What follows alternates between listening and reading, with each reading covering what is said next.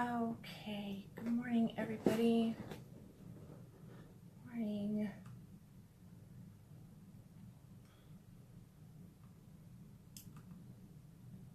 Just getting everything set up. Okay. Awesome. Can you guys hear me okay? Michael and Addison, I see that you're on.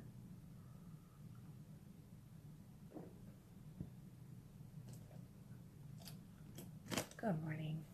Awesome. Okay. Perfect. Thank you. Thank you for letting me know. Great.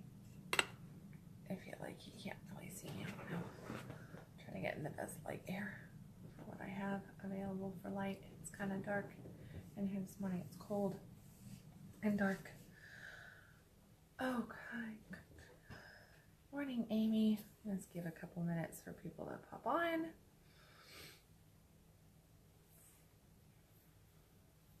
I'm really awake and I'm really not, all at the same time. How are you guys doing? Are you awake? Yes, awake, awake, awake. Ready for Monday? Ready for the week? It's a holiday. A lot of people have it off. My house is full. My house is full, so I'm going to take my mom to the doctor and get away from my house. So, okay.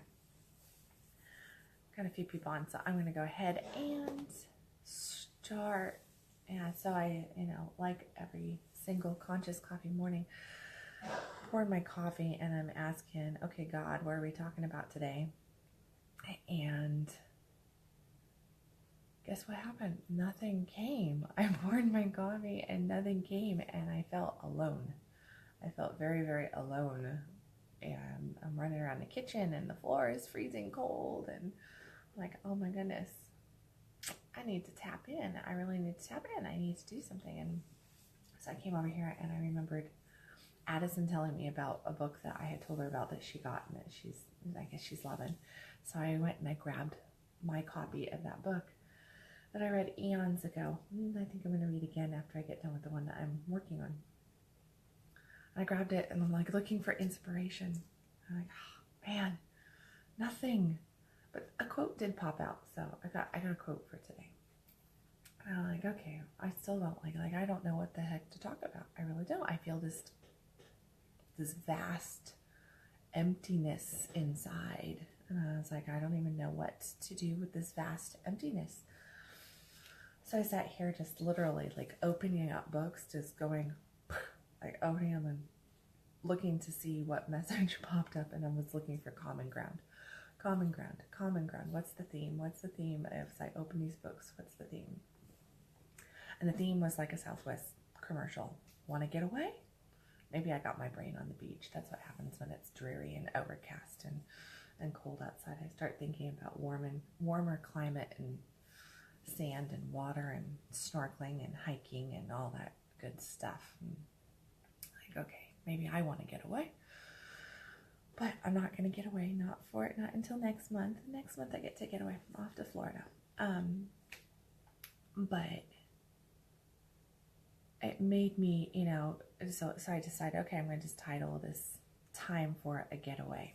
Because the theme that was popping up in all the little messages as I opened up numerous books and just literally read a message here and a message there and a message here and a message there, was all on the importance of getting away and going to our own place of stillness, of silence. And,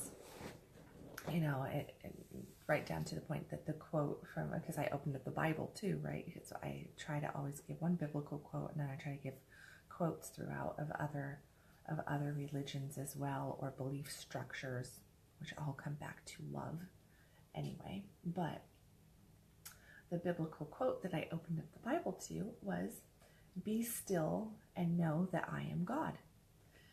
And so there you have it. So I was like, okay, be still and know that I am God. And then I had all these other stillness quotes come in. So that's what we're doing. We're talking about getting away, the importance of getting away and finding your place of stillness, of silence, and the power behind that. Okay. So feel free to make comments on that topic as we move through, ask questions, whatever. Just, you know, that's how I say that. Oh, good morning, Patrick. I see Patrick's in here too. So, Thomas Edison was the other quote that I found. The best thinking claimed that he was better because of his partial deafness. The best thinking has been done in solitude. The worst has been done in turmoil. Love that quote. The best thinking has been done in solitude. The worst has been done in turmoil. You know, that to me, like last night, I had a whole bunch of stuff that, yep, I'm awake, Richard. Good morning, Richard. But, you know, last night I had a big ton of things that I needed to get done because I knew that I had to take my mom to the doctor this morning. So I was like, I'm going to just crank out all these little things Sunday evening when normally I don't do a lot on Sunday. I might check in or make sure that some follow-up for the work is done. But I try to make Sunday really my Sabbath. It really is a day that is, you know, whether it's not wrapped around going to church, but it's wrapped around stillness, around the focus of my family, around the focus of my internal work. It's a day that I really focus in on reading. I make sure I get my meditation done. I don't exercise on Sundays. I don't do my meditation on Sundays because my whole day is more focused on just coming into meditation periodically throughout the day and really just turning that day over to receive the true energy of the universe of God and just really be there. And that brought me to the quote right there. I need to bring this. What matters is being spontaneously open to the reality of God. Thomas Merton. You know, that right there is being spontaneously open to the reality of God. And, you know, that spontaneity, I really try to open up my Sunday too, but how spontaneous are we throughout the week? And our spontaneity will be dependent on how many times we really allow ourselves to get away. So if you want to be open to spirit flowing through you, if you want to be open to divine blessings and miracles, you want to really have sight as to what is going on in your reality and be able to receive those things. Good morning, Michael. If you want to be able to receive those things, then the importance of that stillness, that silence, your getaway time is definitely there. Now here's the thing, there's multiple ways of getting away. Sometimes we legitimately need to get away and like go someplace. You know, it really is that spontaneous trip where we're just like, you know, I have to take a long weekend, I have to take it overnight someplace. And then there is during the day, are you taking that getaway time for yourself? And I know a lot of people in today's world, we say, oh, we don't have time for that. I don't have time to just put that attention on myself. Well, the more you know yourself, the more you tap into yourself, the more you know God. You cannot know God without knowing self. Yes. Okay. You see, Michael Harris is off to do. He says, yoga time. Talk to you later. Well, Michael, there you go. What is yoga? Yoga is done. It's not a whole bunch of, you're not jumping around and everything. So thank you for that right there, because that's I was going there. It's like he was in my brain. But even doing something like that, finding, and that's what I was going to prescribe yoga. Yoga is a place of stillness, is a place where we move within, we get familiar with ourselves, and knowing self opens us to knowing God. So without knowing ourselves, we're not going to know God to the level that we're going to constantly be questioning God without really tapping into the self. So if you don't have time to tap into yourself, then what you're saying is, I don't have time for you, God. Catch you later. Don't have time for you. Catch you later, miracles. Don't have time for you. Catch you later, blessings. Don't have time for you. You know? Catch you later, good shit out there that wants to pour into me. Catch you later. I did a couples appointment on Friday with a minister, and towards the end of the appointment, he was telling me, he reminded me of the quote, well, the verse in the Bible, and I don't remember what verse it is. Michael Smith, I know that you're really good with verses, so here you go. Here's the challenge. What's the verse here? Calling you out. It is, my blessings are pressed down and overflowing. That's what God says to us, right? Blessings are pressed down and overflowing. And here's the thing, the blessings really are pressed down and overflowing. They're there for us to receive. They're there for us to ask for, to desire, to want, to open to, but our vessel has to be ready to open to it, and it has to not have a lid on it, because guess what? Blessings can't fit into a lidded cup. Okay? And if your cup is lidded, guess what that means? And having a lidded cup means that you're so focused on the material world. Good morning, Jason. You're so focused on the material world that you really are ignoring the true world and what is out there. And that is when, and you're going to hear me say this numerous times in Conscious Coffees and other teachings, is that there is the 98%. And the 98% is the true reality. We are only seeing 2% of our reality, and we're focused on it as though it is the be all end all. And it's not. So you have to, you know, if you're wanting to call down these blessings that are, you know, packed down and overflowing for you, because they are there. If you want to feel the presence of God in your life, of spirit in your life, then you must be able to open up to it, to receive it, and to build your receiving muscle. To build your receiving muscle, silence is required. Plain and simple, silence is required.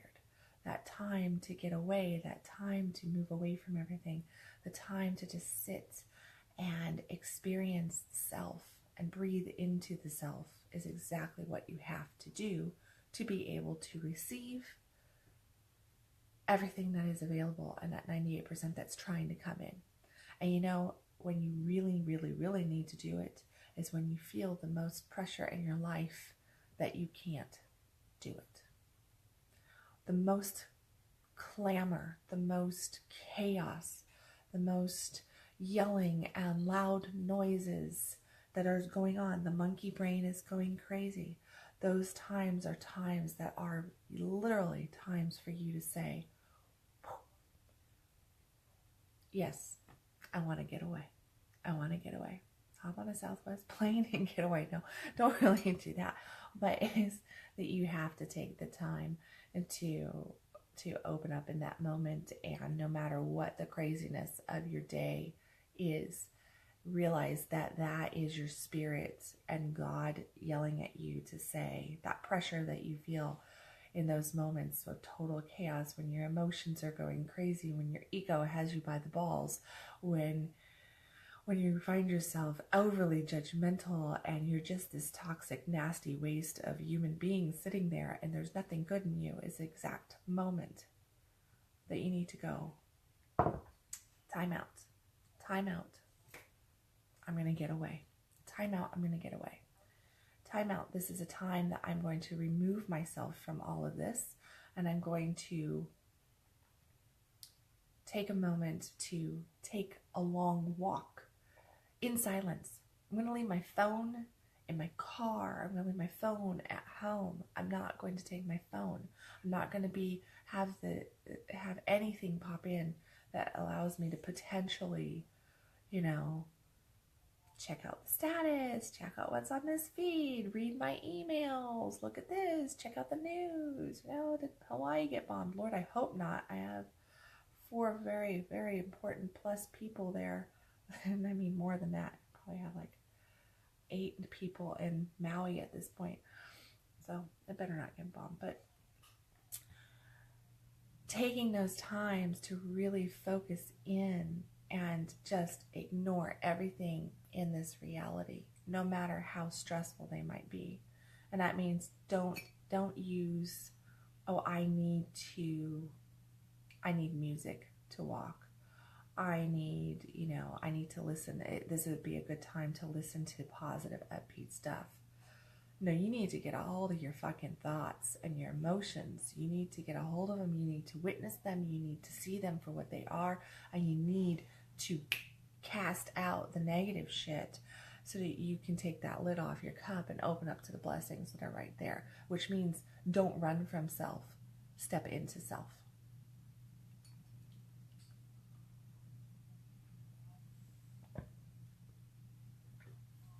Do not belong so completely to others that you do not belong to yourself. There you go. Do not belong so completely to others that you do not belong to yourself. That's John Mason. And that right there, I mean, we live a life where we're constantly saying, I have to work. I have to take care of the kids. I've got to take care of my parents. I've got to, do this. I've got to do that. I have this task list, the things to do list. I always have things to do list. I write it down the night before. That way I know exactly. I give myself a little list for the next morning because I have like this list of 10,000 things that I want to get done, and I try to shrink it down. But guess what's on my list? On my list, I have conscious coffee. Next up, I have journal. Then I have walk, pump it up. That means I'm pumping it up. It's that meditation, but it's that active meditation. So it's my active walking. It's my active, feeding positive thoughts into my being so that I can move forward. And then the next thing on my list is silence. And that means that I am focusing in on a space of silence, my meditation time. Maybe, actually, I'll probably take this time this morning in the car, which will mean that I'm multitasking it, but I'm not going to turn the radio on. I'll silence my phone. I'll make sure that, I don't have my Spotify on, that I don't hear texts or calls or my email buzzing or anything like that, because it's going to take me about 25 to 30 minutes to get to my mom. So I'm like, okay, that's that. Normally I try to do that during the week, especially when I'm out and doing things. If I'm in the car, it is a rare moment that I have stuff playing. I don't listen to motivational stuff in the car. I don't listen to music in the car. I keep it by silence, and I refer to it as like it's my boardroom with God and guides, because it really is. It's that time for me to just have that silence. And yes, I have to be aware because I'm driving, but no matter how aware we try to be while we're driving, we're all on fucking autopilot behind the wheel. And knowing that, it allows me to come into this space of that my presence is out here and I'm paying attention, but I have this internal dialogue going for 20, 30 minutes, 40 minutes sometimes, depending on where I'm going. And I don't give a shit what's going on in the cars around me as long as I know where they're at, right? So I just commune with God during those times, and I just open myself. Sometimes I ask questions, and then guess what? I sit in silence and wait for a response. I do. Sometimes I get into like a heated conversation, and it's like, who are you talking to? Oh, I'm talking to God because I've directly asked. I don't come in saying, hey, John in New York, I'd like to chit chat. No, I'm not having some conversation, some fictitious conversation in my head with somebody that I need to have a conversation with. I am openly asking to receive and pausing, and then just basically witnessing the river as it flows by me while I'm in this state, whether it is sitting on my front porch doing meditation in my bedroom because it's too freaking cold outside. in my car, at the park, in church, doesn't much matter. These are moments and times of stillness, of silence. You know, it just to sit there and to really breathe it in and let those messages come through. And here's the thing, don't attach to those messages, just not attaching to them, not second guessing them, not saying anything, just like letting it go.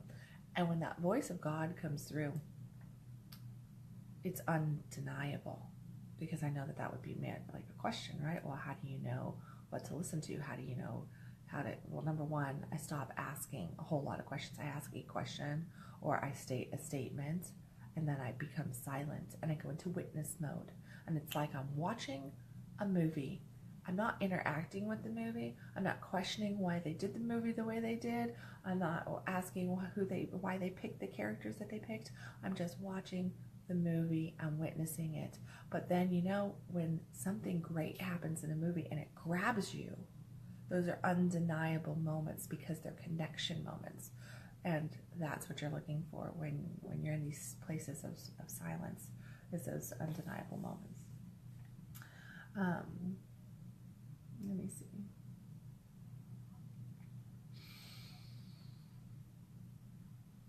Now, a lot of the times we think that we need other people's opinions. We think that we need other people's views, that we need to take care of other people. We need to do all these different things consistently to the point of giving of ourselves, where we don't have the time for self. And I know that that's like a big one. Well, I don't have the time.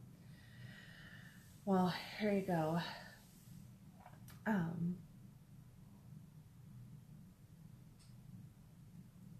If you allow in all of that chaos, all that clamor, then you're not going to have the time to do the things that are the most important. And that is connection to God, because we're in this world, we're in this, our path. It's our path. It's not my path, it's not your path is not my path. Meaning that your lessons are not mine and mine are not yours. We may cross over and we may do this. We may be affecting each other with lessons. And those lessons might be the lessons of supporting each other. But ultimately, my path is my path and yours is yours. And we are here alone. We are born alone, we die alone, and I'm talking about physically speaking, that we are here. We're never alone, though. We're never, ever alone. You know, like I started this whole thing by saying that I felt this vast emptiness, you know, by my coffee pot. I'm like, Lord. And there was just nothing. There was nothing. It was silence. It was total silence, which was the message of the day. I just didn't realize it. I didn't catch on because I was asking and felt like I wasn't receiving. But guess what? I received exactly the message I was supposed to receive. You're going to be talking about silence today, Kendal. Oh. So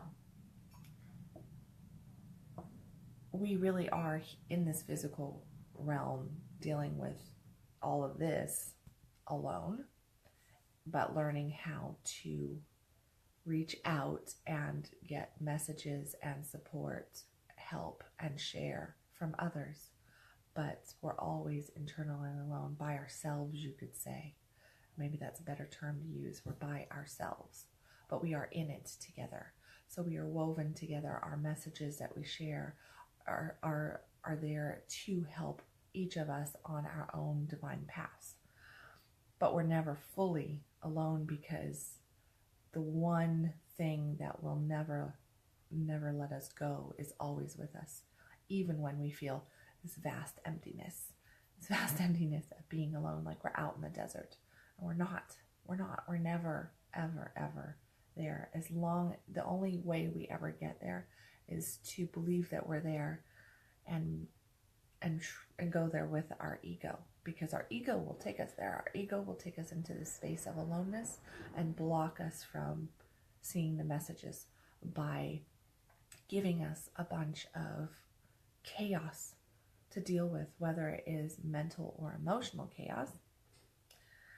doesn't much matter, or actually physical chaos, because that can happen too. Because guess what? If we're being chaotic in here, our outside world is going to be very, very chaotic as well. So you can always kind of figure out what's going on inside your head, where your belief structures are at, where everything's going, by looking into your outside world. Is your outside world peaceful, or is it chaotic? Is your outside world stressful? Is it full of worry and different things? Is it full of love? What's coming to you? Because that is what you are putting out. And the only way you can get to receiving the miracles, the blessing, the love, all that stuff that I know that everybody wants, whether it is physical or not, does not, that's beside the point. We're all looking for that happiness, that joy. And the only way we really get that is to find it, tap into it in ourselves first. Because that's how we discover it with another, outside of ourselves. See, the time is kind of running away from me here. I'm not going to. I was looking for this other quote. I don't remember. Oh, this is good.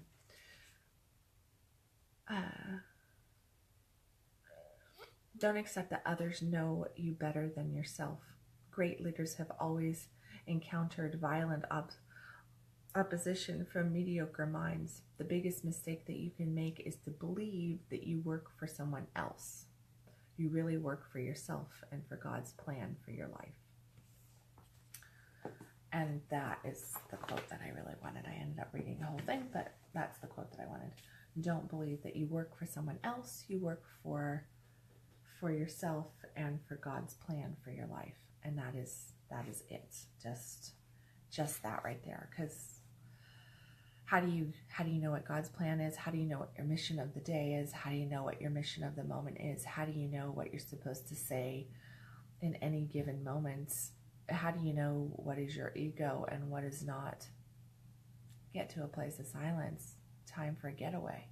The more time you take for the getaway, the more you're going to be able to discover what is you, what is God, and what is your ego, which is that chaos.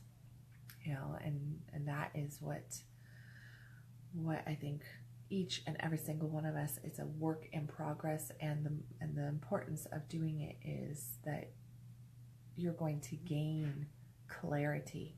You will gain clarity into every single moment of your life, and you'll be able to just hit the pause button and tune in and come back and know exactly what you're supposed to do or what you're supposed to say.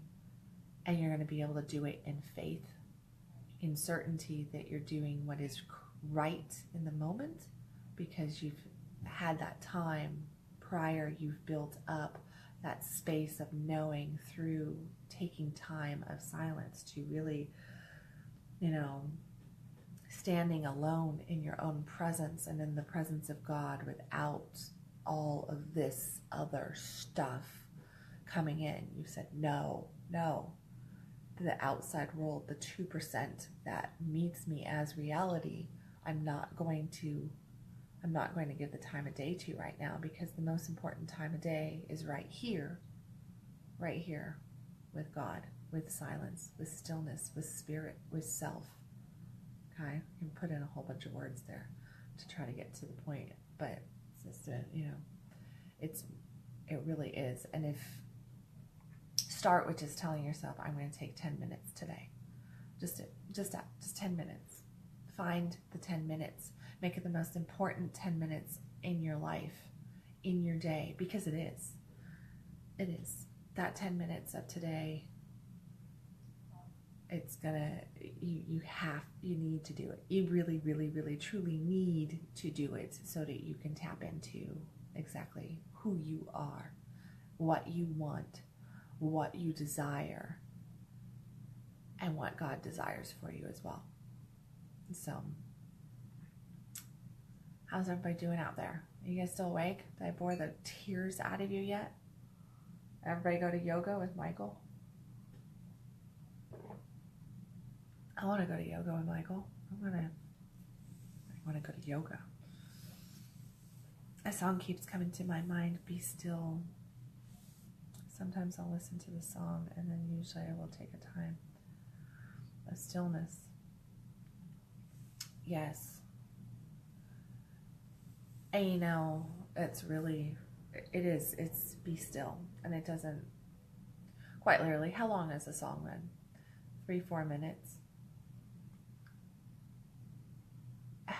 When was the last time you just randomly, in the middle of the day, in the craziest of moments, said, I'm going to listen to a song. I'm going to listen to a song. And then in that, when did you make that song just a song of silence? Just a song of silence where you stepped away and you allowed yourself that 3 or 4 minutes. The 3 or 4 minutes to just breathe in. And I know that's not what you're saying. I said, I actually don't know that song. I'm going to go listen to it as soon as Squash's coffee and it's over. But to really just allow yourself that moment to tap in.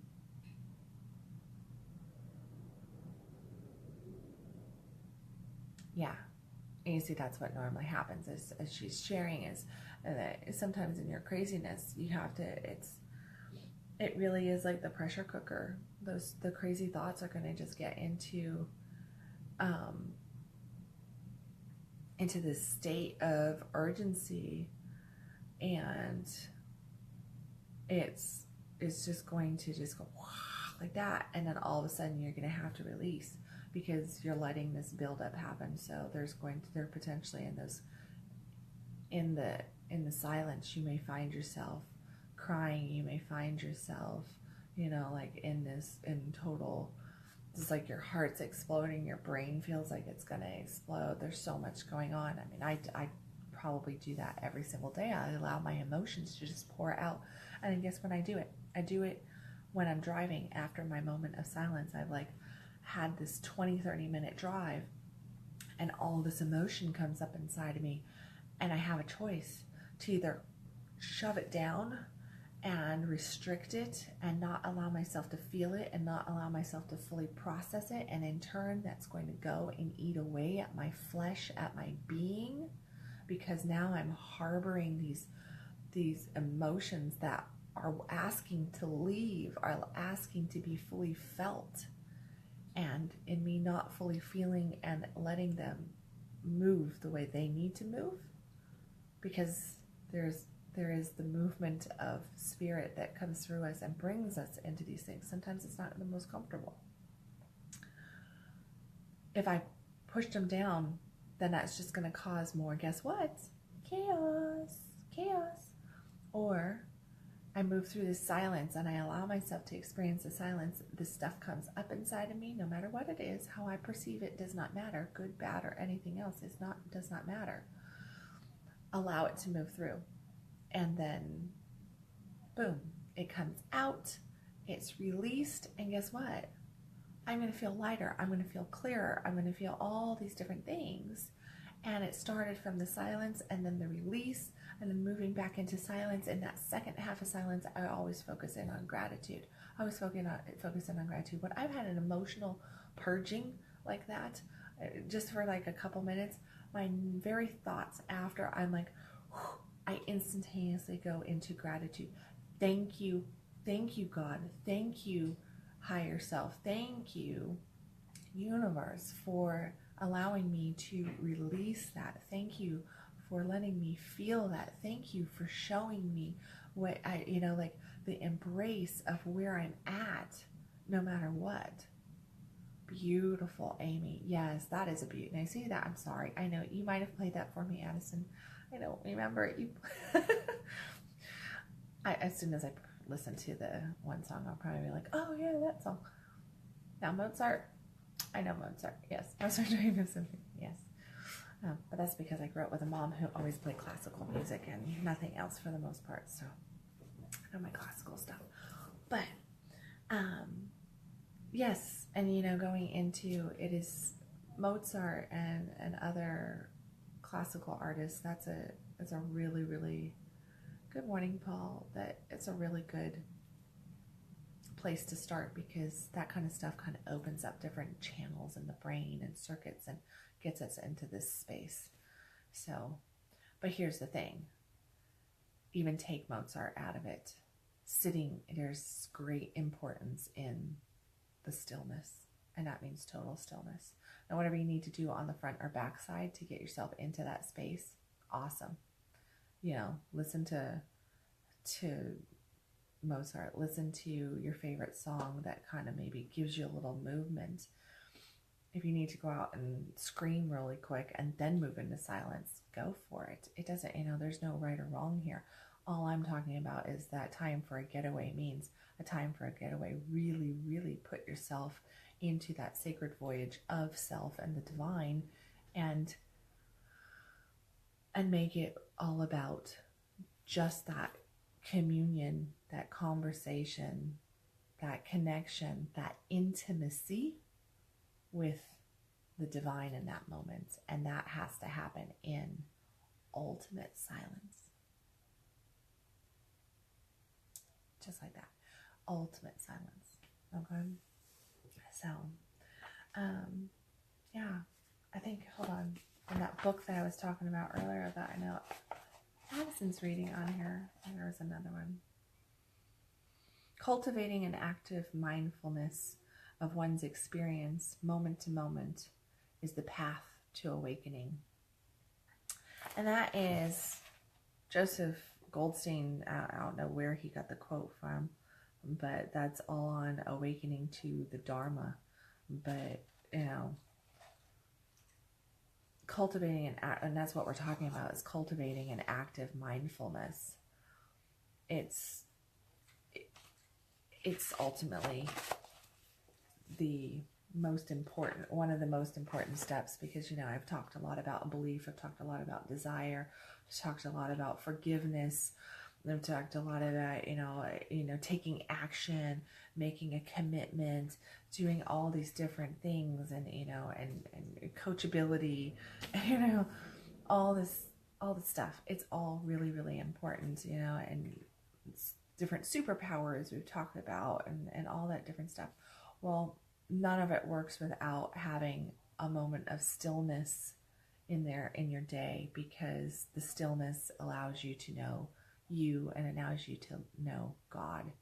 And it's a very humble place to go, to just open up, experience, surrender to that presence in that stillness, because that stillness is very, very full. It's very, very full. And that there's so much there for you. It's there for you, and it's there for your asking, and it's there for your taking, and it's there for your, but you must open up your cup. You've got to take the lid off your cup, and you've got to be willing to let what is inside come out, and the blessings that are up here, the messages that are up here, and we say up here, but they're in that 98%, to really come out and have, you know, that true connection. Yes, exactly. Addison just closed it right there. We can't have a true relationship with God if we don't stop to listen to the divine. Exactly. And the divine is within. So there you have it. Okay, guys. I love you. My munchkin's crying upstairs. He just woke up. So I'm off to grab Rowan, and I will catch you guys tomorrow at 6 a.m. As always, if you have it in your heart, please share this conscious coffee. Keep leaving comments. Tag a friend. Make sure to like it. Thank you for all your comments here. And, you know, find that moment of stillness today. Make it your mission to find that moment of stillness. Make it your mission to really connect to the divine through connecting to yourself. Okay? Get to know yourself, and you'll know God as well. So I love you guys, and I'll see you tomorrow at 6 a.m. Have a fantastic Monday.